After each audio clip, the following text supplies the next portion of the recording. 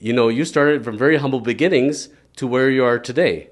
So that being said, Mohamad, if you can give the listeners an understanding before you came to Paramount of who Mohamad was and how you came to Paramount. Well, thank you for this question. I mean, I was born in Lebanon. At the age of I lived the Civil War. I've spent nights in bunkers. I've seen people related to me dying in front of my eyes. I've gone through an entire war. But as well, I saw good people. I saw good people doing good things. I saw my parents having a small box beside the door where we put all the change that left in our pocket. And in the end of the week, my mom will take us and will buy food and give it to others. I saw my dad traveling across the country, buying flour and bringing it home so we can turn it to pita bread and give it to our neighbors free because they didn't have the money to pay for it. Despite the war, they always helped. Despite the war, they never said, if we have bread, let's make sure we have more. They always said, if we have a bread, let's share it with someone else. I learned it since I was a kid. I was wired that way. I was wired that you're only going to be blessed. You're only going to be successful in life. You're only going to fulfill the reason why God has put you on earth if you help others with the money that you make and if you teach others the knowledge that you learned. And I always been wired that way. And I go all the way to do that. Because that's what creates the reason, that's what I think people should leave behind them, is the legacy of how many lives they have touched and how many people's days they have made better. Not how much money or how many acres they left. That's great too. There's nothing wrong with being rich. I always say, I'm a capitalist. I want to make money. But there is a better way to do it, a kinder way.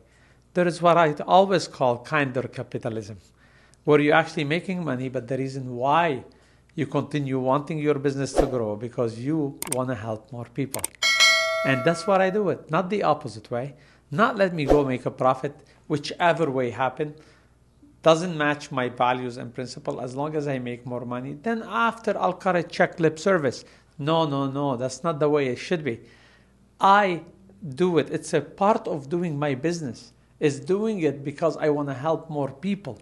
And I didn't do that when I became rich or became better off. I started off right from the beginning. And that's what I hope.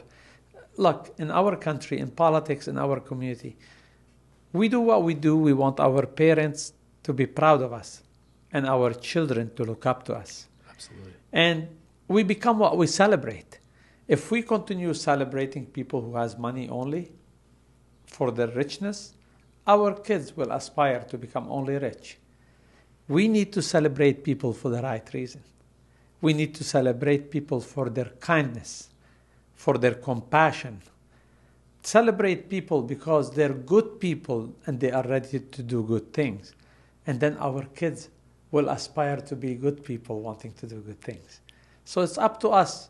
And whoever we celebrate and how we celebrate them will define what our children will look up to and who they will become like.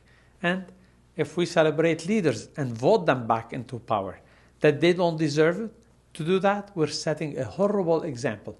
And we're celebrating leaders for the wrong reason. And we should be careful. I love it.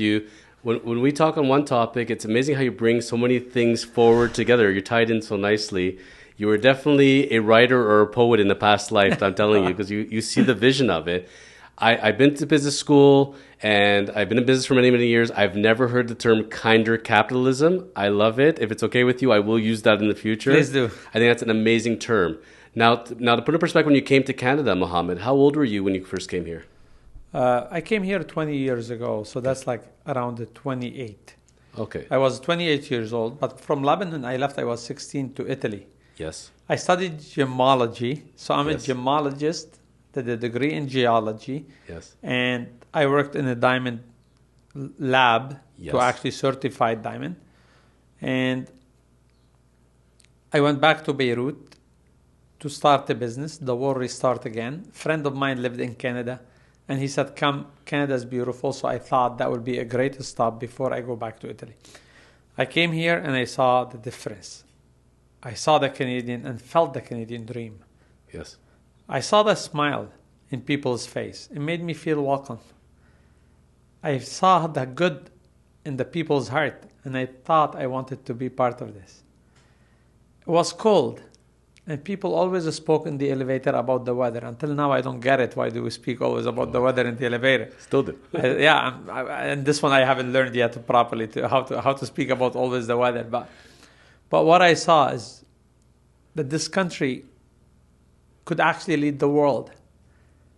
Could lead the world with kinder capitalism. It could lead the world by setting a great example where we can see kinder politics, kinder capitalism, and a country that actually care not only about us, even our message outside Canada.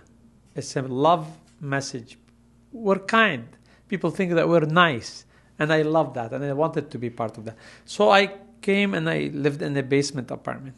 Yes. I shared the basement with 2 other guys. Wow. Yeah, and to pay that. So there weren't millions of dollars pouring out of your pockets at this point as you pulled up into Canada, you're saying? I had nothing. I didn't have even money to buy a jacket, and I used to hide in the, those phone booth. Yes.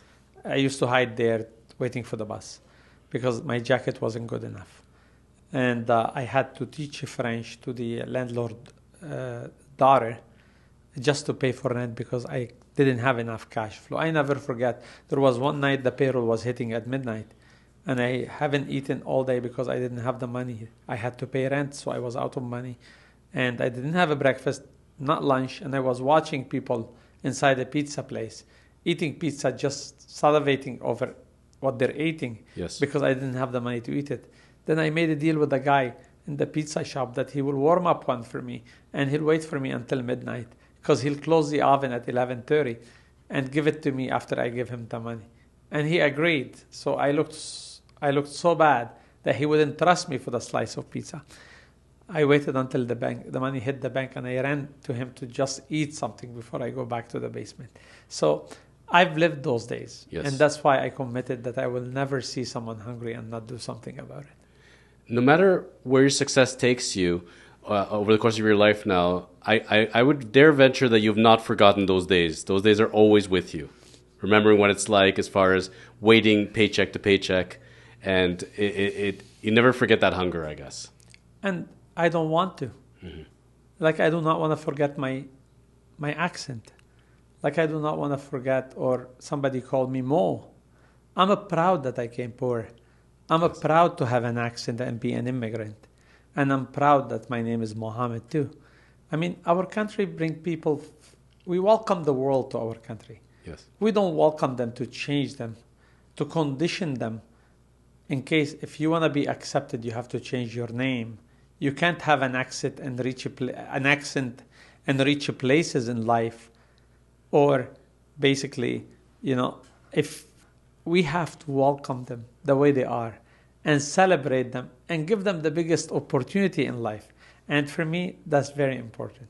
And we have to celebrate them that they were poor one day. Even they made it or they not. We need to humanize people, not celebrate them or be kind to them or be excited about them only if they got to high places. We should humanize them. We should just celebrate them regardless, just because they made the leap of leaving their country, their neighbors, the people that know them, and come to a new country. They deserve to be celebrated. And Canada, a message to everyone out there. I'll be missed if I don't say it. Anyone listening to me that's in power of hiring or in the power of touching someone's life, hire people from different backgrounds. Make sure that your companies, doesn't matter if you own a company or you're in a position of hiring at all, make sure the people you hire are mixed enough to represent and look like that your team will look like our street. When you walk in the street of Toronto or Mississauga, we have the world walking, people from different backgrounds. Let's make sure we hire that way.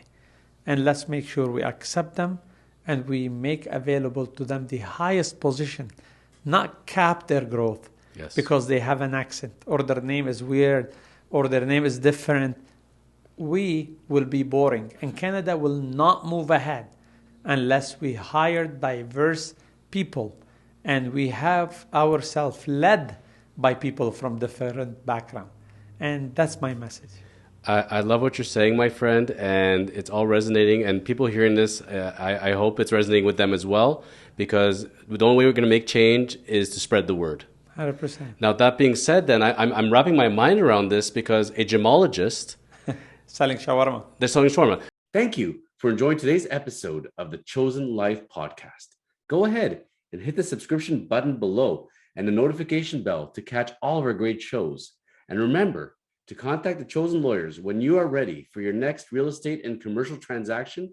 Go to kormans.ca.